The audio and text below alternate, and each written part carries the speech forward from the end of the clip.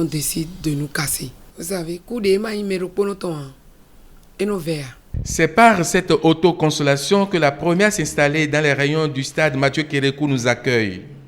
Elle demeure incrédule et stupéfaite face à la décision de déguerpissement, car selon elle, elle a beaucoup apporté à ce stade. Sur cette esplanade, on violait les femmes enceintes, on violait les petites filles, on faisait tout ce qui est mal sur l'esplanade. Et depuis que je suis venu sur l'esplanade, rendre cette esplanade comme le Champs-Élysées de Paris, on décide de nous casser. On est là, on attend de voir si vraiment ils vont nous casser. Si on doit nous casser, il doit avoir des dédommagements. À côté, d'autres avertis ont déjà pris leurs dispositions.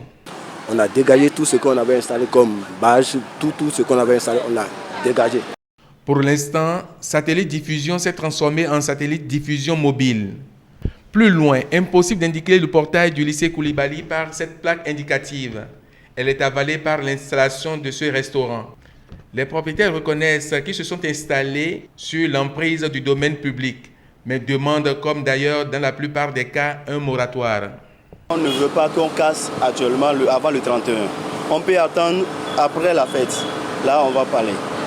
Là, à Kadiaoun, des indiscrétions font état de ce que les 2 derniers niveaux de cet immeuble doivent être rasés parce que érigés dans un espace aéronautique. Juste à côté, pour le gérant de ce restaurant, partir, c'est mourir un peu avec des conséquences sociales.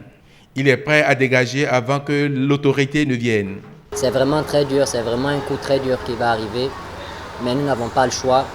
Nous allons essayer de faire si on peut dégager avant qu'ils ne viennent casser. Pour celui-ci à Tokpa, par exemple, l'opération peut attendre. Mais espérer que les gens partent d'eux-mêmes serait de l'utopie.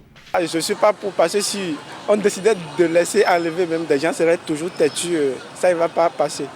Mais avant d'assainir la ville de Cotonou, vitrine du Bénin, par la suppression de la circulation de ces chargements hors gabarit, celui qui a le droit de résidence sur la place publique, c'est lui, le Tolegba, qui veuille sur la cité.